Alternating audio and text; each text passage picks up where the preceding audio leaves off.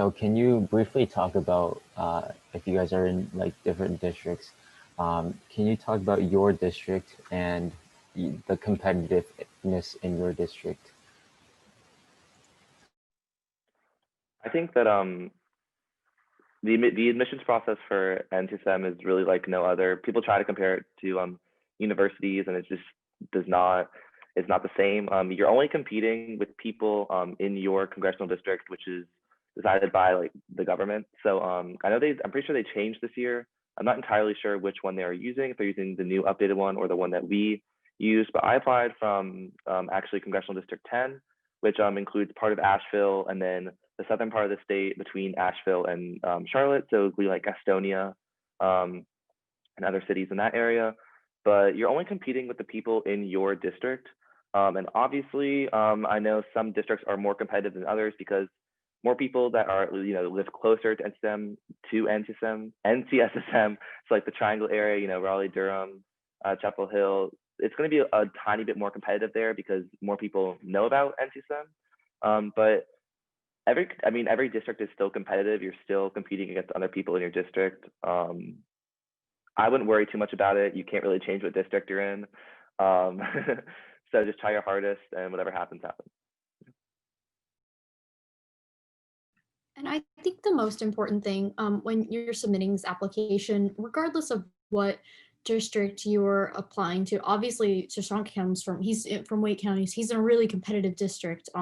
My district is still, moderately competitive, but it's not quite to that level. The most important thing is to, be yourself in your application, maintain your grades, really show them what it is that you're interested in and why you want to come to NCSSM. I want to come to NCSSM so I can get into Yale is not a good excuse. That's not what they want to hear. They want to hear I can take advantage of the opportunities that NCSSM is going to give me.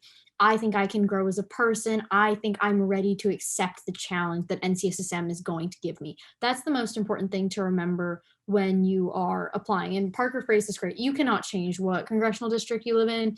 You can't change who's going to apply from your congressional district. So really, worrying about that stuff, it's, just focus on yourself. And I think a good tip that I like to remember is do not compare yourself to other students in your application. They don't want to see that. Don't say, unlike other students, I blah, blah, blah, blah, like I do this and like no one else does it. Like none of that is really important. They want to get to know you as an applicant, not you, like what you do that everyone else doesn't do. Right. I agree again with both of what you guys said, especially with the point of don't compare yourself to others necessarily in your application. Make it about you and not about how you are necessarily better than anybody else, right? And me and Michael can both attest to being in Wake County and being in what's called a competitive district. Just solely speaking about our county, in the more competitive districts, they are more competitive because we have a much higher population. So you have chances are you're going to have a lot more people applying, but you also have to keep in mind that NCSSM does take in more people from the more competitive and more populated districts. So I wouldn't necessarily stress out about being in a really high populated area and having to compete for fewer spots because the school not more people. So really, just focus on doing your best on your application, and don't worry about what district you're in, how many other people are applying, because all those words are irrelevant because you can't change that. Sorry, if I can just add one more thing. Someone just directly gave me a question that was, what is the quota or like the amount of people that they accept from each district? Correct me if I'm wrong. I believe they say this on maybe the NCSM website, or maybe I just heard it in a webinar one time. It's actually not like a fixed quota.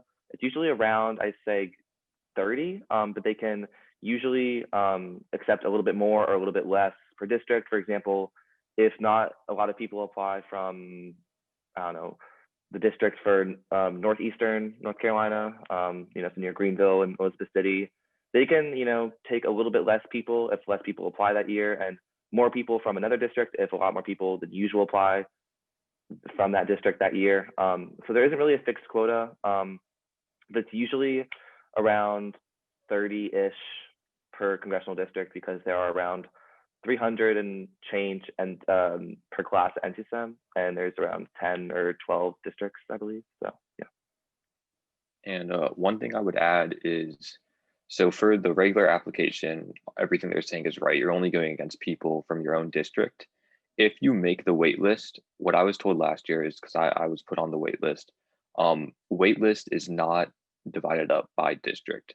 If you're on the wait list, what happens is, if someone who they gave a spot to turns NCSM down, they are going to look through the wait list for a student who's very similar to the student who turned down NCSM, and they don't really worry about districts at that point. So even if you were in like a district with like a very small amount of people applying, that doesn't necessarily hurt your chance on the wait list, because it doesn't have to be someone from your district that turned down NCSM. Yeah, and I just want to make a comment, because I actually I did get into NCSM off the wait list. What they do is, when they reject you first, obviously, and then they say, what wait list do you want to be a part of? You say, I want to apply to be selected for the residential wait list. And once they do that, they're going to rank everyone on the residential wait list, and that admissions process is more that's more of a holistic college admissions process. They're going to look at everything. They're not going to take points off your rubric because you had a B in English this semester, or something like that. It's more holistic. So what they actually do is they'll rank the people that they have on they'll rank the people that they have on the wait list. And I just got a question about appeals. So they actually got rid of the appeals process a couple of years ago. I believe, Michael, correct me if I'm wrong, maybe you know about this, but our year was the first year that they didn't do appeals. So you used to have an appeal statement that you would write, which was kind of like another essay. It's almost like with colleges, you can write a deferral letter. It's something similar to that. Like, this is what's happened since I applied. This is why you should accept me. This is why I really want to go. They got rid of that process. So all you do is say, I want to be a part of the wait list, and they're going to look at they have a new panel that comes in, looks at your entire application again, and says, okay, we want her to be, we're going to put her on the wait list, and then they'll go through and rank everyone. And I just got a question really quick. It was, what format roughly would you use for the extracurricular apps? Like, would you write it as an essay format or just list items? So when they say I know it's a separate page from the essays when they have like the list of achievements. They really do just mean a list. For me, this is some advice that I got from somebody who had applied to the online program and gotten in. And this helped me, and I know that some other people have different ways of formatting theirs, and I'll let them talk about that. But what I did is I did it by year. So I did like all of my 7th grade things. Like, I had like a coding camp or something like that. And then I said, I did this in 7th grade. And if I had like an activity that repeated or continued over the years, I would say probably like put that at the top of like continuing activities or something like that, separate from that. But it is just a list of items. They're just trying to see what you have. You don't have to put it in an essay format. Kind of going off what Caroline said, sorry, Benjamin, I know you want to get back to the questions that we have, but somebody just asked me about how much extracurriculars, I guess, like, are important.